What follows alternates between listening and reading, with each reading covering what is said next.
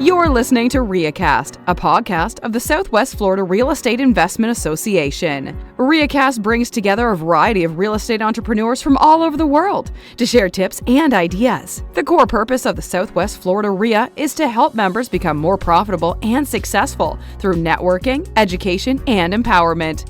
Here are your hosts, Jeff Tamarello and Michael Lyons.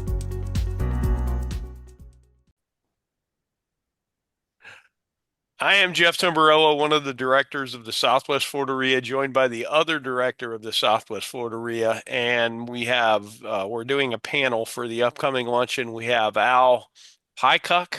Did I say it right, Al? Yeah. Pretty Pykuch. close. And the Close funny enough. part is, Al and I have bought and sold back and forth probably 50 lots? Yeah, quite a few. No, still can't pronounce his name. Hey, Jeff, let's learn his name, man. Yeah, I got to put a little respect on Al's name. And then we have Gabriel Penton as well, who has come onto the land scene as Rookie of the Year, and is actually crushing it. I've always been impressed with how Gabe, just at age of 18 in high school, started getting after it, and that was like yesterday. Yeah, he only graduated 2 weeks ago, so we're really proud of him. Yeah. He's a young dude. Well, appreciate you guys coming on the call. We want to kind of discuss the land market a little bit prior to this meeting, but why land? Al, why land? What's your why? Wow. That's a loaded question. I used to do landlording and stuff like that, but tenants, the 3 T's, tenants, toilets, and termites, it's a lot easier to do land. I only get one expense a year, and that's property taxes. And the cost of entry is pretty low, so you can get into land wholesaling, whatever. However, I'm not a wholesaler. I buy, hold, and resell. It's been great for me, for my business. And actually, it's great if you're retired too, because you can use, your IRAs and so forth too. So it works out pretty well for me. Excellent. And how long roughly have you focused on land? How many years? Mainly, actually, I did a little bit of land way back when I met Jeff, way back in early 2000s. And then, of course, 05, 06, and then the big drop in 07. I was buying a few things over in Port Charlotte, but I bought a house over here in Northport, which I've lived in now since 2007. And I'm focusing in this area. Actually, land, for me, you really have to know the area. You have to know what the land values are. And for me, it works real well because I can put up signs here and so forth. And I've been doing it mainly in the last 7 years is where I've been doing it mostly, because 2011 was probably the low point as far as land prices in Northport, and it may have been in Fort Myers, whatever. But I also found that I think it's great if you can find a busy marketplace. In other words, they're doing a lot of buying and selling. And Northport was one of those areas, of course, like Lehigh Acres, Cape Coral, Port Charlotte, all those. But, right next to my house, I mean, I saw that the land trends were slowly going up since 2011. So it was an ideal time to get in. Sure. That makes sense. No, that's great. That's great. Gabe, what about you? What's why land? Any of the similar reasons for why, or what made you focus on that? So I started real estate working. Well, my first business was in high school, which is 4 or 5 years ago now, which is kind of crazy. And it was I'd sell eggs on my bike. And then the people that made the eggs had a daughter that made soap. And then I decided that I could sell it more expensive if I put it in a basket and sold it to realtors. And then my aunt was a realtor. So then I decided I could help her out.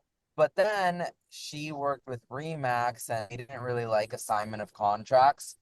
And so I learned about it after the first big hurricane happened, that people were listing them in Port Charlotte. And then we had an investor who wanted this. So I started that's how I had my first wholesale deal with a house. And I was pretty good at it, except that I didn't ever think it was sustainable because you're always at the mercy of investors. So then I got into land really by accident. because I had a client who was a rural, who had a cousin who had a client who had 70 lots under contract in. That's really stepped into the scene because I was giving days. And you Sell a broke up there million. for a minute, but did you say you out of those And 70, you started flipping some of those, or? no, I had lots under contract. Decided he didn't build, so he just wanted to. It was a 1031 exchange, and he just wanted to buy a building. So they basically nobody wanted to deal with these lots. So I guess they found me, and they were like, "Hey, do you want to sign a contract for like $1 million to sell 72 lots?" And that's how I learned about land. I learned how to skip trace, how to look at land, what you could build, what you couldn't build on, and I sold all of them simultaneously the same day. It took me Man, 90 days. so you're going to buy Um, lunch for everybody at the REIA meeting? Is that what you're saying? Yes, yeah. base, I, but then after that, I just started doing like 1 lot, 2 lots, and then I started working really closely with Jay from Royal Southwest Holdings, and he became like a really good mentor for me. And then he had some lots that he owned from like that he'd owned like for a while. And so then I started building a clientele, which was like I didn't want to work with the big builders. I've actually never worked with any big builders because I realized that in the demographic I knew, which was like the mom and pop builders, they were just looking for good land or good deals. And then I realized I could assign them, and nobody knew how to work assignments. And so I got my real estate license, but by then I was selling, 5, 6 lots, and I would work with bundles. And then realtors would come to me asking for lots that they could sell to foreign investors. And then I started doing more packages, and I've done packages of 50 lots, 20 lots, and then I started doing them with seller financing on top of assignments. And then more recently, I realized that investing in land has something that no other asset class has, which is a house, your ROI is calculated when you buy and then when you sell, if you're flipping it. Land, I could own 10 pieces of land, and maybe after the first 7, I could get all my investment back and I can hold lots as profit. So that's what I started to do. I would start selling packages of land, and instead of taking an assignment fee and then going and spending it, I just started reinvesting it. And now I have a portfolio of close to 40 something lots. And a lot of it is hard money loans, my own money, partnering with people. And then I realized that everybody likes the idea of investing with me into land. So I just started pitching everybody, waitresses, Uber drivers, people who had cash. And I just started buying and selling lots. And that's kind of what happened. That's awesome. That's awesome. And you said 4 or 5 years now you've done it? So I graduated high school when I was 15. And then when I was like 17, I really started doing just land. So it's been really just like 2 years of just selling land. Did you say you graduated high school when you were 15? Yeah, I actually. Gabe, we call that flexing, Gabe. That's what that But we don't know what's happening with that yet. But yeah, I mean, it was really a journey, and I didn't know anything about Lehigh. I'd never actually been there. I was raised in Cape Coral.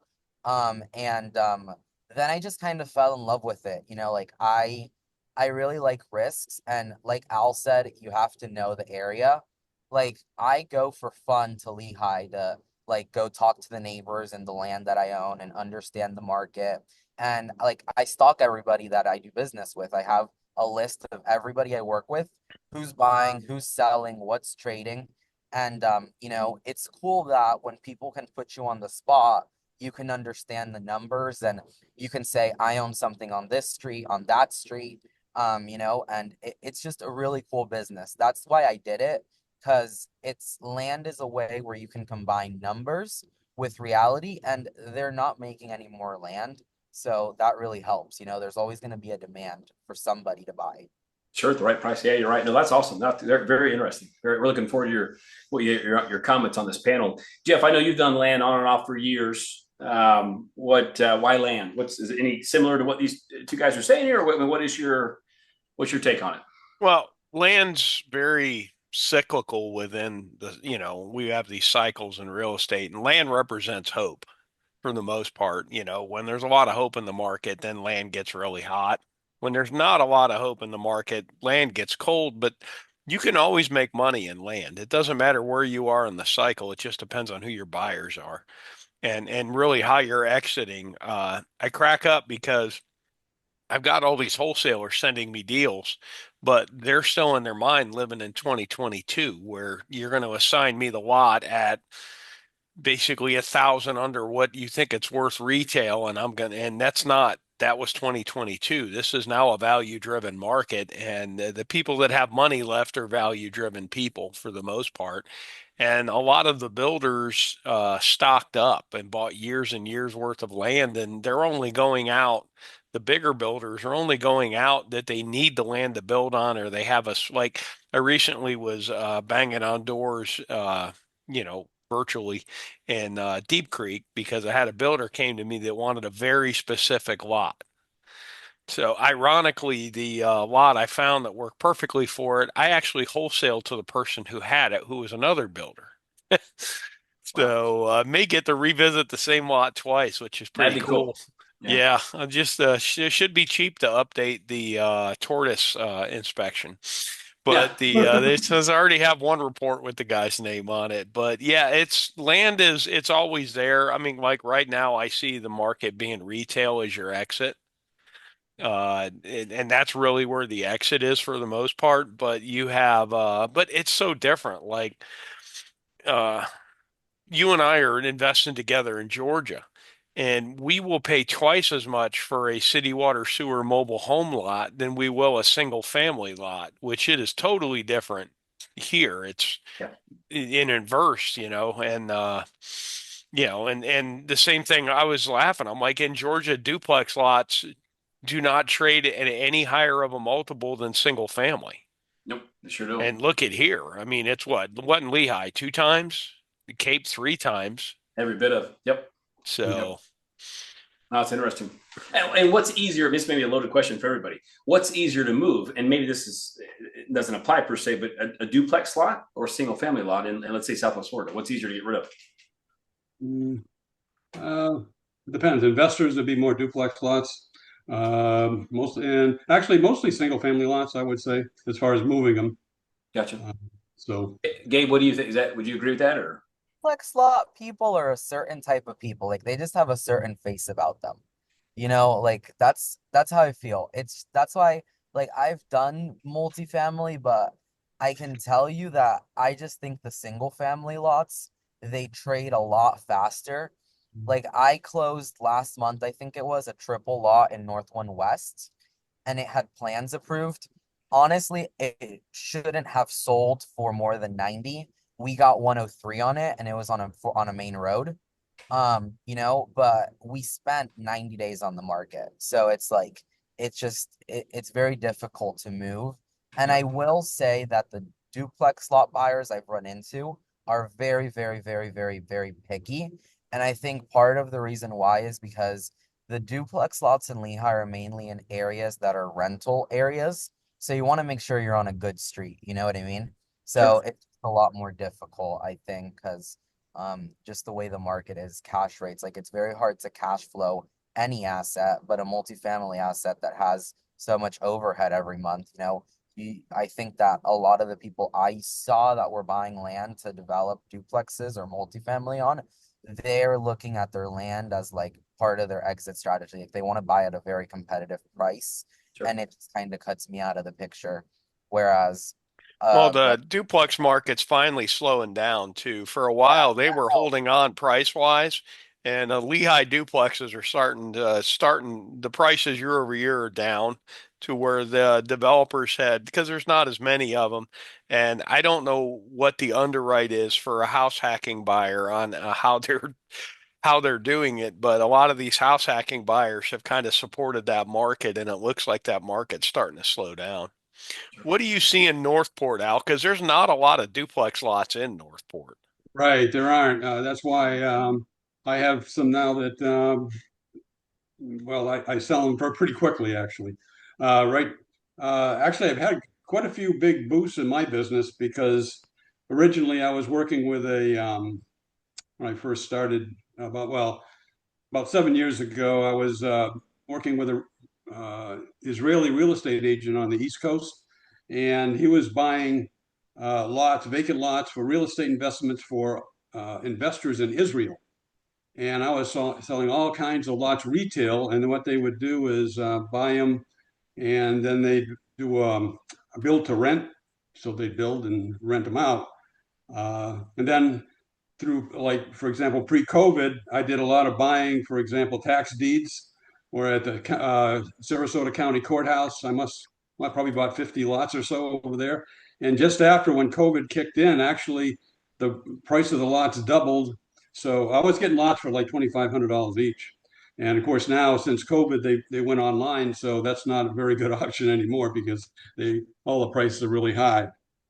Well, and what did they go to? You went from 2,500, which is incredible, to what? Oh, yeah, I was going for 25. At that time, you could have, well, I was going to say up to 10,000 maybe, but then during COVID, they doubled to 20.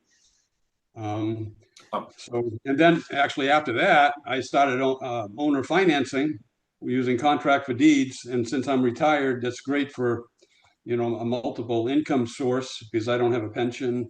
So those checks in the mail every month are pretty good. I do 20% down, 10% interest for 3 or 5 years using the contract for deed where I hold title until they pay for it. And have you had any issues with have to go back and take the land back? Has that actually one or two but I work with them. For example, one had a medical condition and couldn't make payments anymore, so I gave him some money back, and then I resold a lot, that kind of thing. Right now, the situation in Northport is they just rezoned Northport, but I see a lot of new opportunities. So I've started picking up some lots, single-family lots that were converted to commercial, like across the street from the new hospital. That whole area over there was rezoned from single-family to you could put in office, medical office, stuff like that in there. So I've been assembling them because you need larger parcels, to be able to do commercial. Wow, that's awesome. So I've had a lot of boosts in my career. I've been very fortunate that things have worked out pretty well. That's great. Awesome. Jeff, any other insights on guys? We're looking forward to this panel, but any insights you want to share on what may come up in this panel for our meeting? No, I mean the lot market is still doing fine. I may actually bring some stats. Today I'm starting to. I've got spreadsheets I run because I always tell people my buy box is good deals because part of me I don't want to give a detailed buy box out because we're direct to seller too, and all I'm doing is taking somebody and pointing them at what I'm already marketing to. But I'm at the point where there's so many of them doing it, I might as well just put it out.